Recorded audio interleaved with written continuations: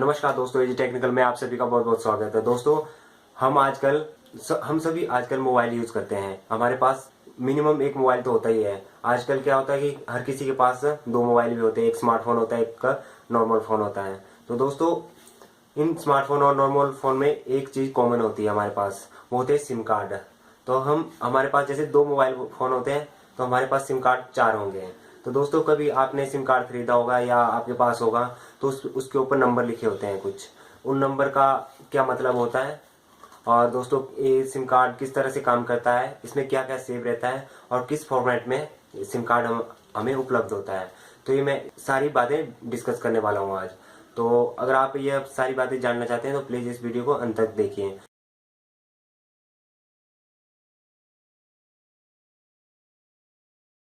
तो दोस्तों, सबसे पहले बात आती है सिम कार्ड क्या है। तो SIM card subscriber identification module है। ये ऐसा मॉड्यूल है दोस्तों जिसमें सब्सक्राइबर की आइडेंटिटी सेव रहती है, कि इसमें आइडेंटिफिकेशन सेव रहती है। अभी हमें ये समझना है कि इसमें क्या क्या सेव रहता है। तो दोस्तों, सबसे पहले बात आती है IMSI की। IMSI क्या है? IMSI है इंटरनेशनल मोबाइल सब्सक्राइबर आइडेंटिफिकेशन। तो दोस्तों, ये भी एक नंबर है। ये नंबर एक तो चिप के अंदर जो सिम कार्ड है उसके अंदर सेव रहेगा, और दूसरा सिम कार्ड के ऊपर नहीं लिखा होगा। ये हमारे एनवलप, जो सिम कार्ड के साथ एनवलप आता है उसमें लिखा होता है IMSI नंबर। तो दोस्तों, ये IMSI लगभग 15 अंकों का होता है। तो इनमें क्या क्या होता है, जो फर्स्ट के 3 अंक होते हैं, 3 डिजिट होते हैं, वो होते हैं mobile country code. Mobile country code आपने कभी देखा भी होगा। मोबाइल कंट्री कोड आपके, जब आप मोबाइल नेटवर्क में जाओगे तो वहां पे लिखा भी होता है। हमारे मोबाइल कंट्री कोड 2 है, 404 और 405। यह स्टेट और ऑपरेटर के हिसाब से चेंज हो सकते हैं। दूसरे नंबर पे आता है दोस्तों mobile network code. Mobile network code first में आ रहा था मोबाइल कंट्री कोड, और दूसरे में मोबाइल नेटवर्क कोड आ रहा है।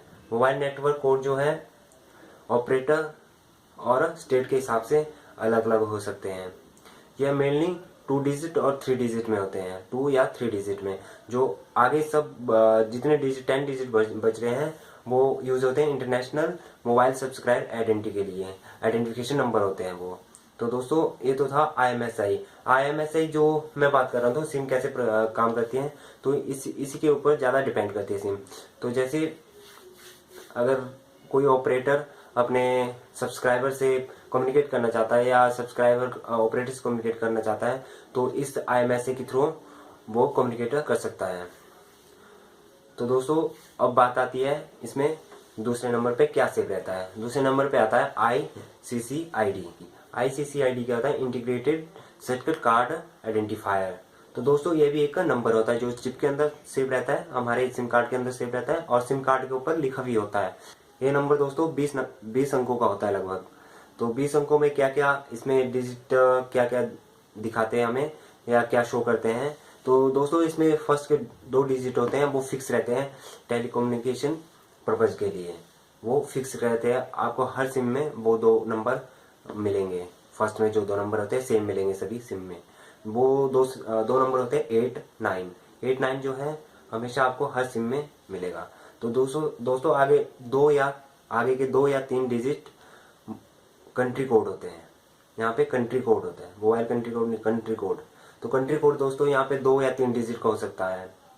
हमारा कंट्री कोड 2 डिजिट का है, 9 1। तो आपको हर सिम में 8 9 के बाद 9 1 दिखा मिलेगा। जो इंडिया की सिम है उसमें 9 1 करके लिखा होगा। तो दोस्तों, तीसरे नंबर में आता है, तो दोस्तों तीसरे नंबर पे आता है इश्यूर आइडेंटिफिकेशन। जो हमें इशू करते हैं मोबाइल सिम ऑपरेटर, उसके आइडेंटिफिकेशन के लिए 1 से लेकर 4 तक अंक तक उसमें हो सकता है। तो इसके आगे जितने भी डिजिट बचते हैं वो इंडिविजुअल अकाउंट आइडेंटिफिकेशन के लिए यूज होते हैं। दोस्तों, ये तो था इसमें क्या क्या सेव रहता है। इसमें 3 चीजें ये सेव रहती है। तो ये दोस्तों इसमें सेव रहता है। और दोस्तों, सिम में हम क्या सेव कर सकते हैं? मैसेज, कॉन्टैक्ट और फिक्स डायलिंग वगैरह जो हम मोबाइल में करते हैं वो इसमें सब में सेव रहता है। कुछ सर्विसेज वगैरह भी मोबाइल में सिम कार्ड में सेव रहती है। तो ये तो था दोस्तों सिम कार्ड में क्या क्या सेव रहता है। और दूसरे नंबर पे हम बात करते हैं अभी बात करते हैं दोस्तों सिम कार्ड के ऊपर एक और चीज लिखी होती है, आपने अक्सर देखा होगा 64K या 32K पे करके कुछ लिखा होता है।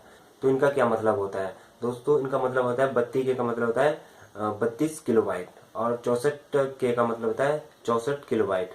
ये एक स्पेस शो करता है, कितना स्पेस है इसमें। और कुछ और एक और चीज ये शो करता है दोस्तों, ये जो डाटा ट्रांसफर की रेट को शो करता है। जैसे 64K है तो ये डाटा ट्रांसफर रेट को शो करेगा, 32K है 32 डाटा ट्रांसफर रेट को शो करेगा।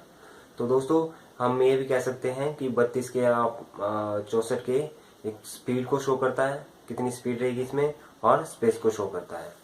आपका शायद डाउट क्लियर हो गया होगा 32K और 64K क्या होता है। तो दोस्तों अभी हम जाते हैं ये किस किस फॉर्मेट में हमें उपलब्ध होता है सिम कार्ड। तो सिम कार्ड हमें मेनली 4 प्रकार में उपलब्ध होता है। 4 प्रकार में सबसे पहले आता है दोस्तों full size SIM card. Full size SIM card शायद ही आपने देखा होगा, ये पूरा जैसे आपके पास ATM कार्ड होता है उस तरह का कार्ड होगा, फुल साइज सिम कार्ड।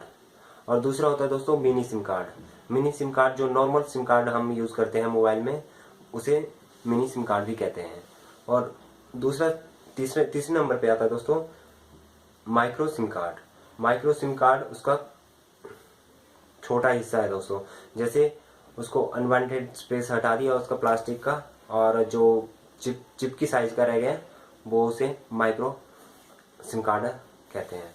और दूसरा चौथे नंबर पे आता है दोस्तों nano SIM card. Nano SIM card 2012 में इंट्रोड्यूस हुआ था, ये डिवाइसों के लिए, स्पेशली मोबाइल डिवाइसों के लिए यह इंट्रोड्यूस हुआ था।